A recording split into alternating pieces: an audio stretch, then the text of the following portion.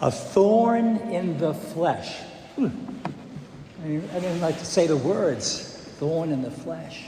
But that's how St. Paul just described this troublesome infirmity he experienced. Although in all his writings, he never tells us exactly what this thorn in the flesh is. Scripture scholars aren't sure if this thorn was maybe a physical ailment, a spiritual dilemma, an emotional difficulty, maybe all three. How about us? How about you and me? Do any of us have a thorn in the flesh? Something we long to be free of. It might be something physical, a particular illness or problem or habit. It might be something spiritual, something that seems to come between me and God. Or it's something emotional that weighs on us and keeps us down. I will bet that almost everybody here can relate to Paul's thorn in the flesh. So what did he do about his affliction? He tells us he prayed, that 3 times he begged the Lord to be set free from this burden.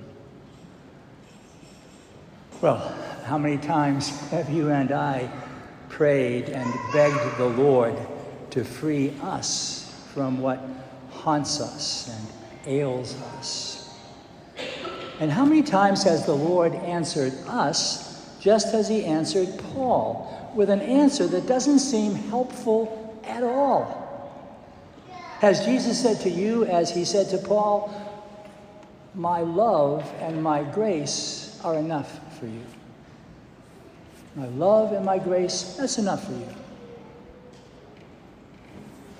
Have any of us shot back as Paul might have? Look, Lord, I didn't ask for love and grace. I was praying for relief, for a remedy, a reprieve, a cure, a fix, an answer. I was praying for a break. I can think of times, many times, when that's just what I've wanted to say to Jesus. And the Lord's next word to Paul and to us is even more mysterious and more confounding. He says, "My power is made perfect in weakness." My power is made perfect in weakness.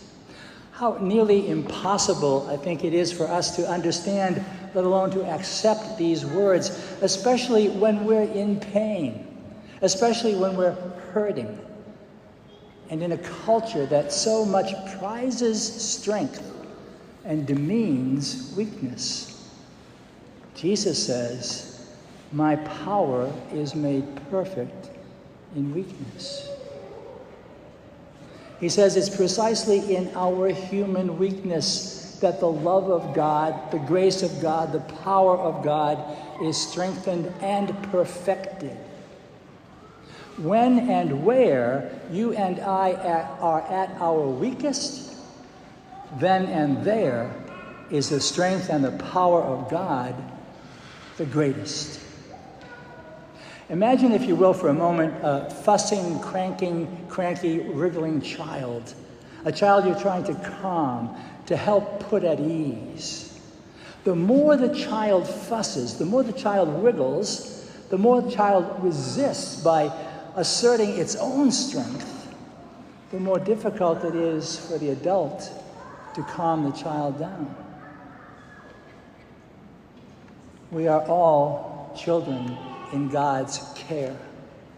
It's when we admit our weaknesses, when we surrender to our own powerlessness, when we willingly go limp in the hands and arms of God, it's then that the Lord's strength can most powerfully manifest itself in our lives. It's then that God's power is made perfect in our weakness. That's why Paul can go on to say, well then, Lord, I will gladly boast of my weaknesses in order that your power might dwell in me. Paul is choosing here to value the grace and strength of God in his life over and above his personal autonomy and his rugged self-reliance. Paul is surrendering and saying, okay, Lord, I give up. I've got a problem that's bigger than I can handle, bigger than I can solve. I need to put it in your hands because your hands are bigger than mine. Your wisdom deeper than mine. Your arms stronger than mine. Your heart more merciful than mine.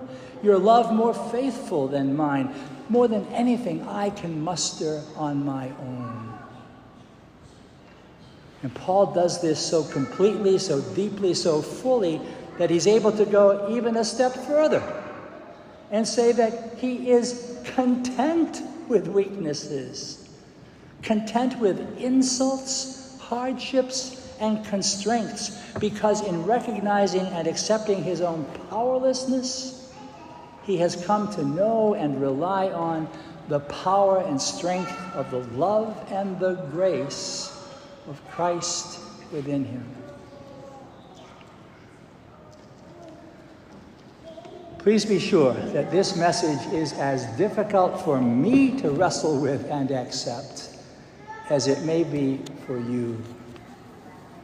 This is where the rubber hits the road. This is where the rubber of faith hits the road of human existence. St. Paul is stretching us here. And it may feel like he's stretching us to the breaking point. A faith like this calls us to name our relationship with God as the most important relationship in our lives, bar none.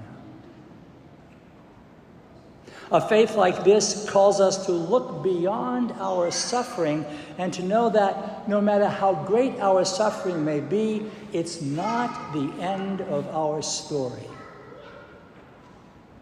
A faith like this calls us to a new relationship with our troubles, inviting us to see them not as evil, not as the enemy, but as a way, sometimes even the most important way, for us to grow closer to the Lord, whose love and grace are, in our weakness, our greatest and lasting strength. If you haven't already, then I invite you to call to your mind what might be the thorn in your flesh, in your circumstances, in your body, in your spiritual life, in your emotions. Identify that thorn and bring it to the foot of the cross, to the altar. Come before the Lord with all you have, particularly your weakness, asking the Lord to accept what you bring, to be your strength in your weakness, asking the Lord to let his love and his grace be enough for you.